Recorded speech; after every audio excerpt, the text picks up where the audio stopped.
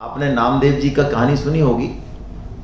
नामदेव जी भगवान को प्रसाद लगाते हैं रोजाना, और भगवान ऐसे भक्तों का प्रसाद पाने आते हैं। भगवान के चटपटी लगती है, खुद के लगती है भगवान के, है ना।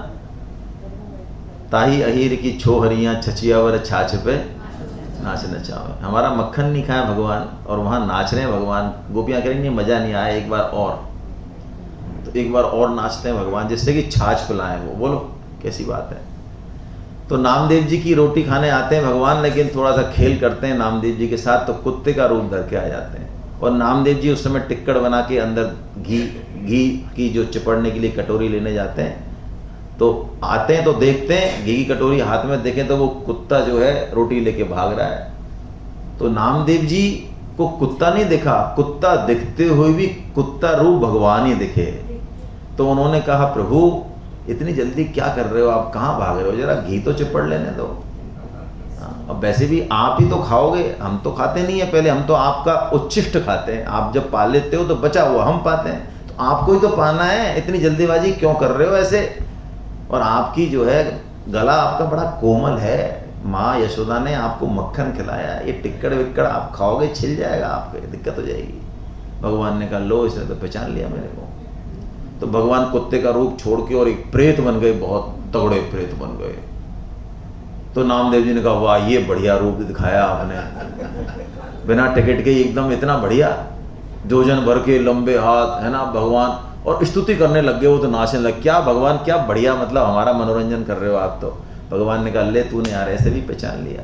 तो भगवान को प्रकट होना पड़ा उनके सामने अपने साक्षात स्वरूप में।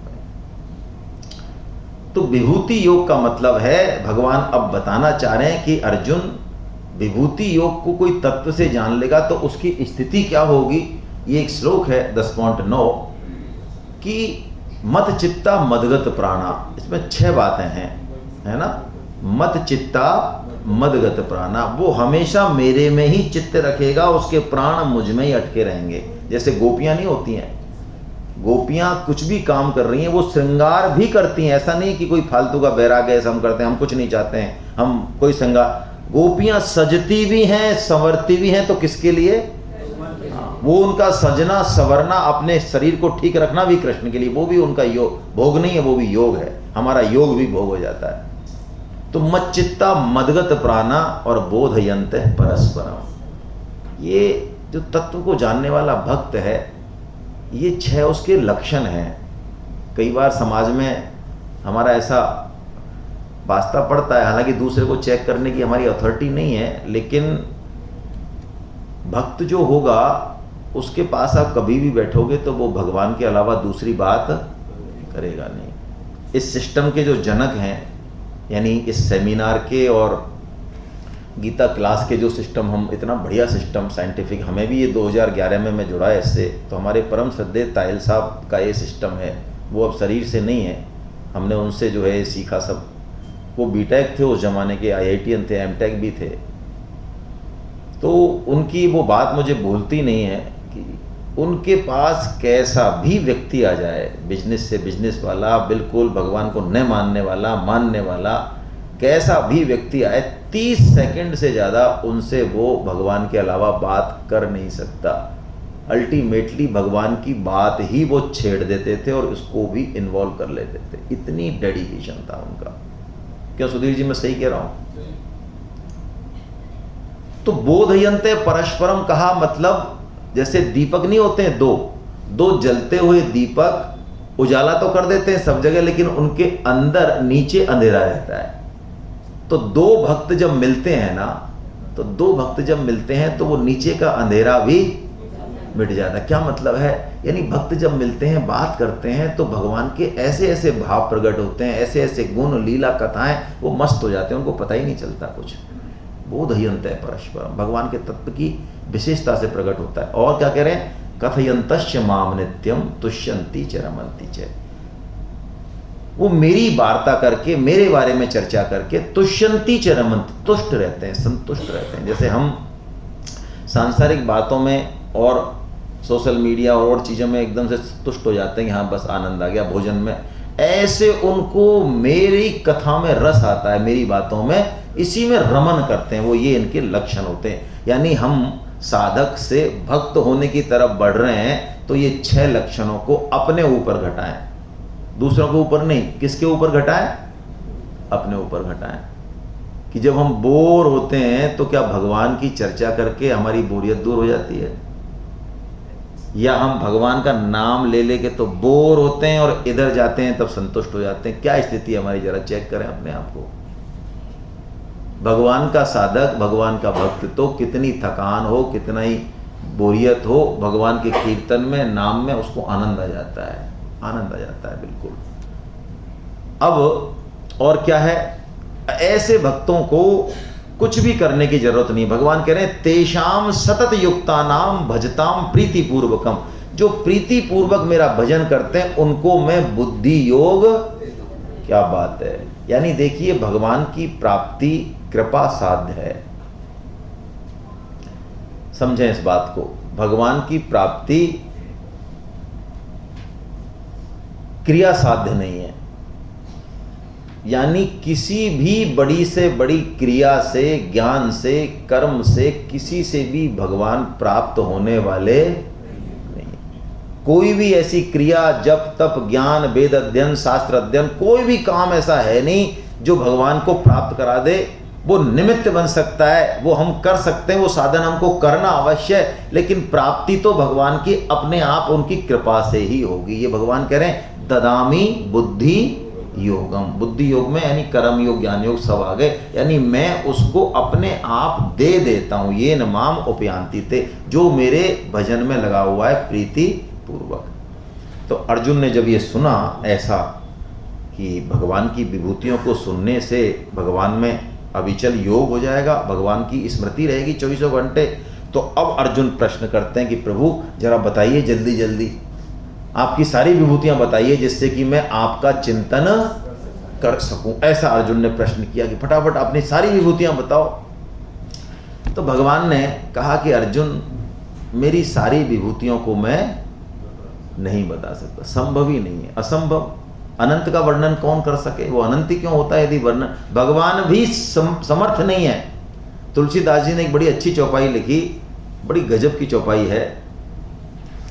नाम की महिमा कह रहे हैं, वो नाम की कह रहे हैं, यानी भगवान के नाम की, कि नाम की महिमा इतनी है कि भगवान स्वयं जिनका नाम है वो भी चाहे तो नाम की महिमा का वर्णन कहो कहाँ लगी नाम बड़ाई, राम न सके ही नाम गुण गाई। यानी राम भी चाहे तो अपने नाम के गुणों की बड़ाई को गा नहीं सकते, इतने गुण हैं बोलो। तो भगवान वही बात यहां कहते हैं कि अर्जुन मैं अपनी विभूतियों को संपूर्ण रूप से नहीं कह सकता। हाँ तूने पूछा है तो तुझे मैं मोस्ट इंपॉर्टेंट विभूतियां बताऊंगा। तो 82 विभूतियां बताते हैं, हम कुछ विभूतियां पढ़ेंगे। इस विभूति योग के ऊपर एक भजन है, हम वो भजन गा लेते हैं। मैंने आपके ग्रुप में डाल दिया है वो भजन, आप देखें, कोटा वाले ग्रुप में डाला है, देखो आपको मिल गया होगा। उस भजन को आप भी साथ साथ में गाइए।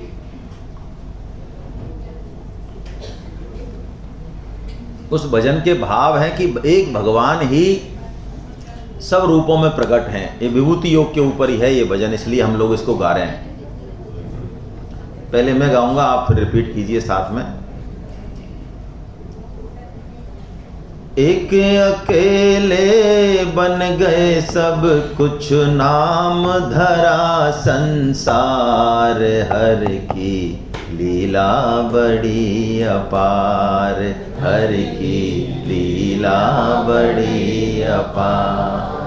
एक अकेले बन गए सब कुछ, नाम धरा संसार, हर की लीला बड़ी अपार, हर की लीला बड़ी। देखिए एक ही भगवान अनेक रूपों में प्रकट हैं, ये कह रहे हैं संत।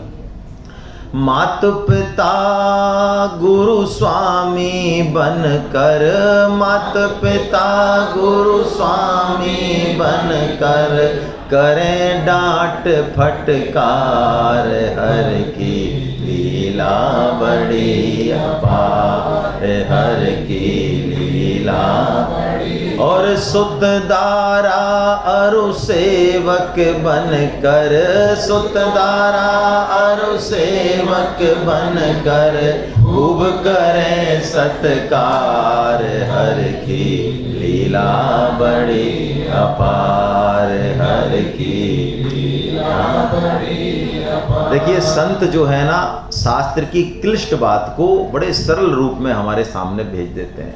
यानी स्वामी जी का ये कहना है, ये भजन स्वामी जी के ही है, कि अब आपको मान मिल रहा है, अपमान मिल रहा है संबंधों में, लेकिन सब में एक भगवान ही प्रकट है, हमें दृष्टि उधर रखनी है संबंधों की बजाय, है ना। कभी रोग, क्या है सुधीर जी, कभी रोग बना रूप बना कर, आप बुखार, हर की लीला बड़ी पार, हर की लीला बड़ी। कभी वैद का रूप बना कर, आप करें उपचार, हर की लीला बड़ी अपार, हर की लीला बड़ी अपार।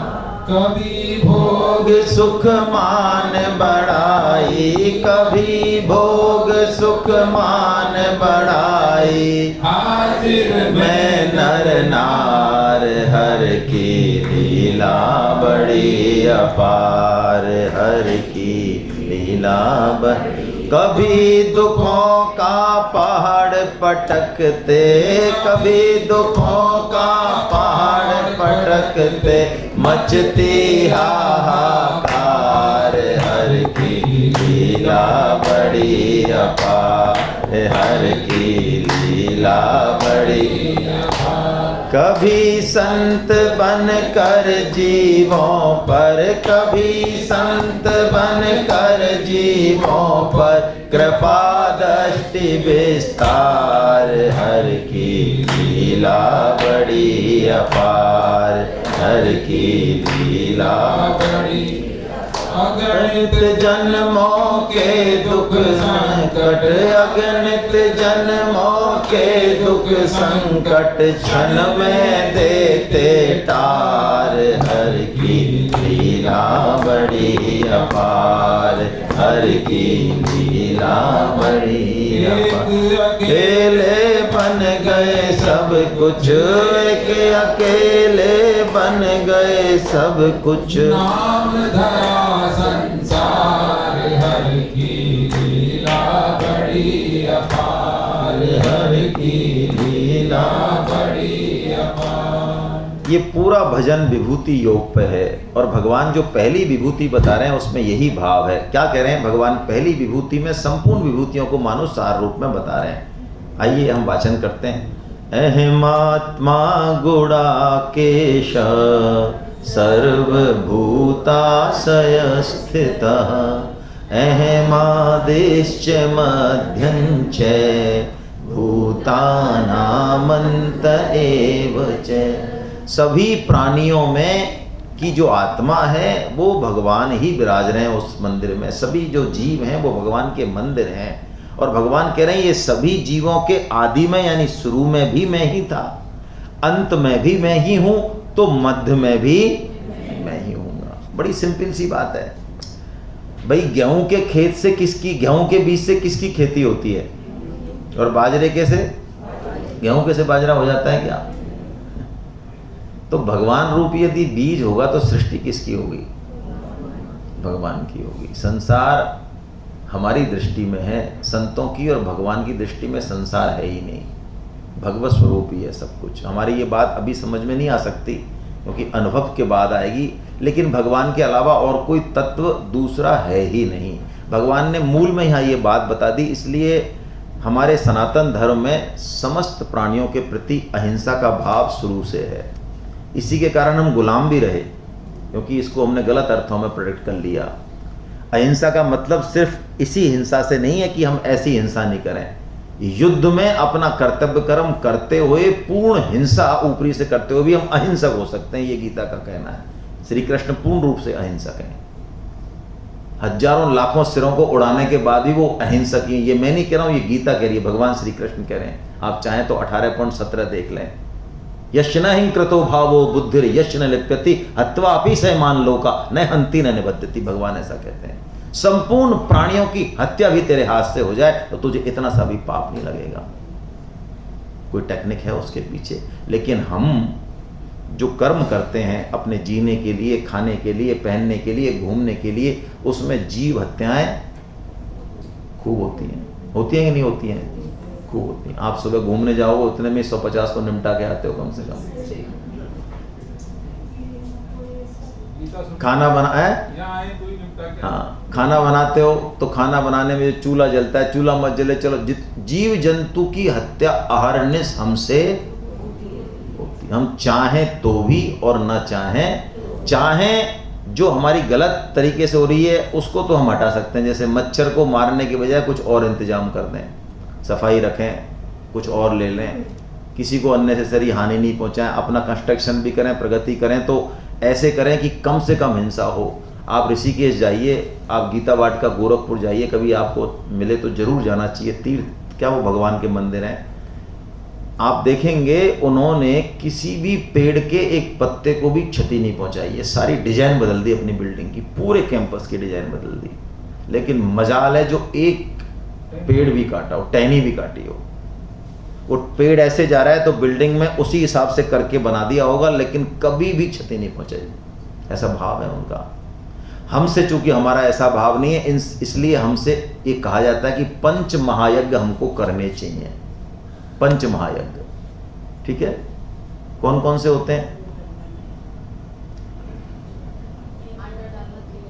हाँ, एक तो बलि वैष्णदेव है, ये बलि वैष्णदेव। इसमें संपूर्ण प्राणी जितने हैं उनके लिए हम जो है निकालते हैं। जैसे गाय के लिए निकाल दिया, कुत्ते के लिए, चींटी के लिए। इसमें स्वामी जी ऐसा बताते हैं कि 25 आहुति होती हैं, 20 अग्नि में होती हैं, 5 होती हैं तो गाय को दे देते हैं, ऐसे दे देते हैं। मतलब हमारी भाव ऐसा है कि संपूर्ण प्राणियों की उदर पूर्ति, क्योंकि हम ग्रस्त हैं ना, तो ग्रस्त की जिम्मेदारी है। तो ये बलि वैष्णदेव यज्ञ है, ऋषि यज्ञ है ना, अतिथि यज्ञ है, देव यज्ञ है, ऐसे पितृ यज्ञ है, ऐसे पंच महायज्ञ हैं। ये करने ही चाहिए। आधुनिक समाज पितृ यज्ञ को नहीं करना चाहता, पोंगा पंडितों की बात मानता है। आप बुरा मत मानना, आर्य समाजी गलत थ्योरी है उनकी। आप ऐसा मानना कि गीता के आधार पर ये बात बिल्कुल सिद्ध है कि पितृ, चूंकि हमारा शरीर उनसे आया है, इसलिए हमारी ड्यूटी बनती है, मॉरल ड्यूटी, कि हम उनके नाते जो शास्त्र में विधान दिया उसको करना चाहिए, करना ही चाहिए। मैं आपको अनऑफिशियली एक बात बता देता हूँ। आज हमारे जीवन में जो दुख है ना, संबंधों में जो रस नहीं है, प्राय पति पत्नी या जो भी संबंध है, पिता पुत्र, और जो हम अननेसेसरी जो बहुत सारी पीड़ाएं भोगते हैं ना, इसके पीछे ये बहुत बड़ा एक कारण है। क्योंकि हम मानते नहीं हैं और जानते भी नहीं है और मानते भी नहीं है, तब ये दिक्कत आती है। तो ये पंच महायज्ञ करने से क्या होगा? क्या वो प्राणी जीवित हो जाएंगे? भगवान कहते हैं कि हिंसा के कारण जो तेरा अन्न है, जो तेरी वायु है, जिसमें जहर है, जहर, उस अन्न से हमारी शुद्धि नहीं होगी, हमारे शरीर का पोषण नहीं होगा, चाहे वो हजारों रुपए किलो की चीज हो, क्योंकि उसमें जहर है। तो भगवान ने एक सिस्टम बताया, इस यज्ञ से, इस पंच यज्ञ से वो जहर जो है वो निकल जाएगा और तुझे जो बचेगा वो अमृत होगा। यज्ञ शिष्टा स्नेह संतो मुच्यन्ते सर्व किल विषा भुंजते थे तो हम पापा। ओहो, भगवान कहते हैं गीता का साधक पाप का भक्षण नहीं करता। वो क्या पाता है? वो अमृत पाता है। अमृत कैसे पाएगा? मेरे अन्न से, मेरे धन से, मेरे में जो सामर्थ्य है उसमें जिसका जितना हिस्सा है। जैसे मेरे में विद्या है और लोगों को जरूरत है कच्ची बस्ती में या कहीं भी, और मेरे पास समय है और मैं दे सकता हूं, लेकिन मैं नहीं दे रहा हूं। मेरे को नींद अच्छी लगती है, मेरे को आलस्य है, मेरे को जो भी है मैं नहीं दे रहा हूं। मेरा अपेक्षित जो सहयोग है, तो ये पाप का अंश हो गया। मेरे दे दिया मैंने, तो अब जो बचा मेरे लिए वो क्या हो गया? वो अमृत हो गया। आपको मैं एक रियल स्टोरी बता देता हूँ, सुनी तो होगी आपने। राजीव दीक्षित जी का नाम सुना है? हमारे शास्त्रों में वर्णन आया है कि गाय जो है वो दोषों को और जहर को अपने में समा देती है और अमृत देती है। उसके बाद भी ये शास्त्रों में आया है, बुद्धि में बैठती नहीं है ये बात। राजीव जी ने हमारी बुद्धि को ठीक करने के लिए पूना में उन्होंने एक आश्रम बनाया। वहाँ पे उन्होंने एक एक्सपेरिमेंट किया, रिकॉर्डेड है बाकायदा। पूसा दिल्ली में उन्होंने एक्सपेरिमेंट भेजे थे, वो सारा रिकॉर्डेड है, उसको डाउट नहीं करना है। उन्होंने संखिया दिया, संखिया जहर दिया। किसको? गाय को। एक सीमित मात्रा में जहर दिया, लगातार 3 महीने तक दिया। और उसका जो गौमय था, गौमय यानी गोबर, गौमूत्र था, है ना, और जो दूध था, तीनों को लेबोरेटरी पर डेली टेस्टिंग के लिए भेजा। और 3 महीने तक उन तीनों में भी किंचित मात्र भी जहर का अंश नहीं आया। बड़े आश्चर्य में थे सभी लोग कि ये जहर जा कहाँ रहा है। 3 महीने बाद गाय के गले में एक नीली सी धारा, एक लाइन जो है प्रकट होने लगी, जो अगले 10 दिन में काफी गहरी हो गई। जब उसकी बायोप्सी कराई, वहां से जब मांस लिया, बायोप्सी कराई, तो संपूर्ण संख्या वहां मौजूद था। यदि हम गाय को रोटी देके या कुत्ते को रोटी देके या प्रकृति को कुछ करके, और कहीं भी हमारे मन में ये भाव आए कि हम कर रहे हैं इनको, तो हमसे बड़ा मूर्ख कोई नहीं है। हम गाय को दे रहे हैं या गाय हमको दे रही है? हम जो गाय को रोटी दे रहे हैं, तो मैं आपसे पूछता हूं, गाय को हम दे रहे हैं या गाय हमको अमृत दे रही है? हम जहर दे रहे हैं गाय को, गाय अमृत दे रही है। उस अन्न का जो दोष है वो गाय पा रही है, और बदले में हमें क्या दे रही है? अमृत दे रही है। इसलिए किसी भी प्राणी की हम जो है हत्या नहीं करें, उसको सताएं ना। ये भगवान ने पहली विभूति बताई।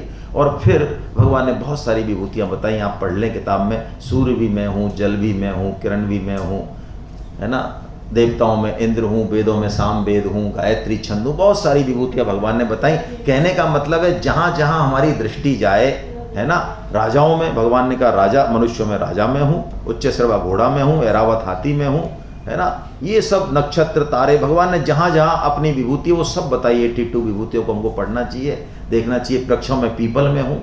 अब बताइए, अब समझ में आया कि हमारे यहाँ हजारों लाखों सालों से पीपल का पूजन क्यों किया जाता है। ये तो साइंस ने बता दिया कि इसमें इतने गुण हैं और ऑक्सीजन छोड़ता है, ये तो बुद्धि के लिए ठीक है। हमारे शास्त्रों में तो भगवान ने विभूति बताई है ना कि वृक्षों में पीपल। अब बताइए, तो इन सब का जैसे जल में रस में हूँ, तो भगवान ने ये विभूतियों का मतलब है कि जब जब हम इन विभूतियों के संपर्क में आए तो हमें भगवान का स्मरण हो जाए। ऋषिकेश में एक बार हम गए तो हमसे पूछा, अच्छा आप भगवान की गोदी में कभी बैठे हो? हमने कहा यार हम तो कभी ऐसे क्या बोले हैं, हम सब थे करीब 100 लोग थे। उनका आप भगवान की गोदी में बैठे हो? पूछा संत ने वहाँ। हमने कहा यार हम तो कैसे कहीं बैठे ही नहीं बैठे, हम तो कभी ऐसे। तो उन्होंने कहा भैया तुम क्या गीता पढ़ते हो? भगवान ने 7वें अध्याय में अपनी परा और अपरा प्रकृति का वर्णन किया। कहा कि परा भी मैं ही हूँ और अपरा भी मैं ही हूँ। तो अपरा में सबसे पहले किसका नाम लिया? पृथ्वी का। तो ये पृथ्वी माँ भगवान की किसी गोद में नहीं बैठे हो तुम?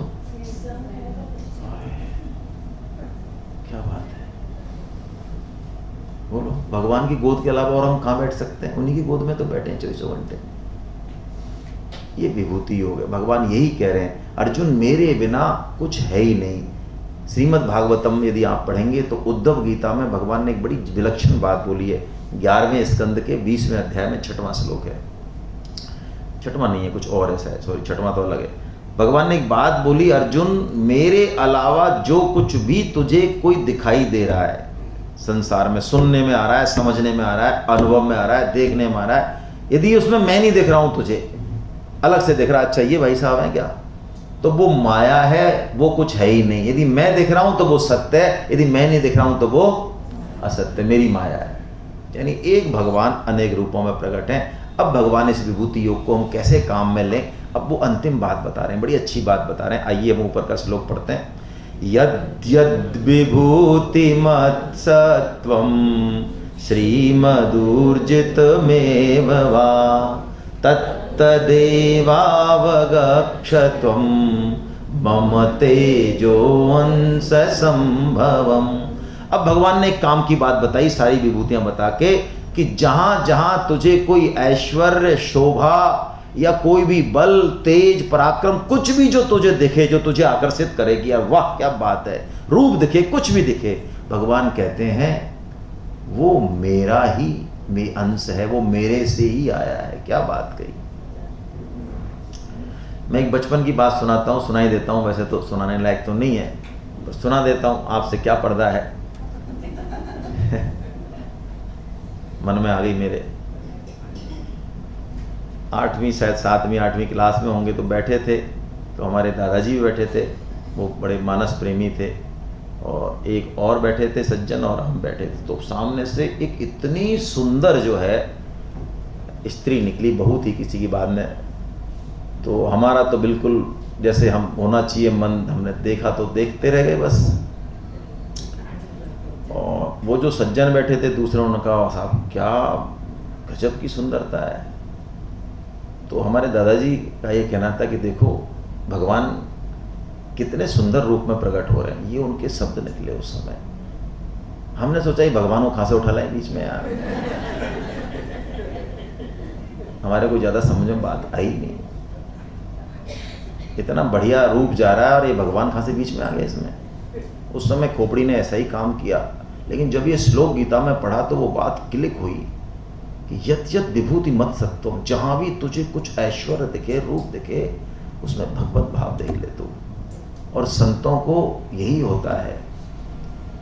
संतों को यदि कोई कहा जाए कि भाई आप जरा इस भीड़ में एक दुष्ट प्राणी जरा ढूंढना, तो संत सबकी तरफ देख के सबसे मिलके भी कहेंगे कि भाई कोई दुष्ट नजर नहीं आया। और हमसे कोई कहे भाई साहब एक अच्छा आदमी ढूंढना, हमको एक अच्छा आदमी नजर नहीं आता। ये दृष्टि भेद है जो विभूति योग ठीक करता है। अब भगवान इस विभूति योग को बताने के बाद कुछ विशेष बात बता रहे हैं। इस विभूति योग से भी और ऊंची बात बता रहे हैं। कृपा है भगवान की, करुणा है भगवान की। वो कहते हैं अर्जुन तू विभूति विभूति क्या पूछ रहा है ये हैं? अरे तुझे विभूतियों की पड़ी है और तेरी दृष्टि मेरी तरफ नहीं हो रही। अरे ये सारी विभूतियां जब निकल ही मेरे से रही हैं और मैं तेरे सामने बैठा हूं, तू मुझे सारथी समझ रहा है? अरे मेरे किसी एक अंश में ये अनंत ब्रह्मांड समाये हुए हैं, मैं ही तो हूं सब जगह, मेरे अलावा और कुछ है ही नहीं। जब भगवान ने ऐसा बोला तो अर्जुन का मुंह खुला के खुला ही रह गया।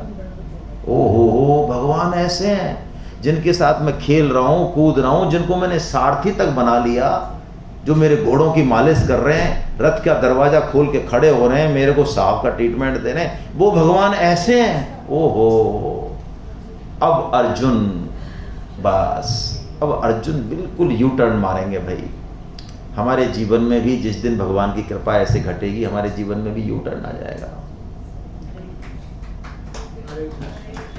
हरे कृष्णा हरे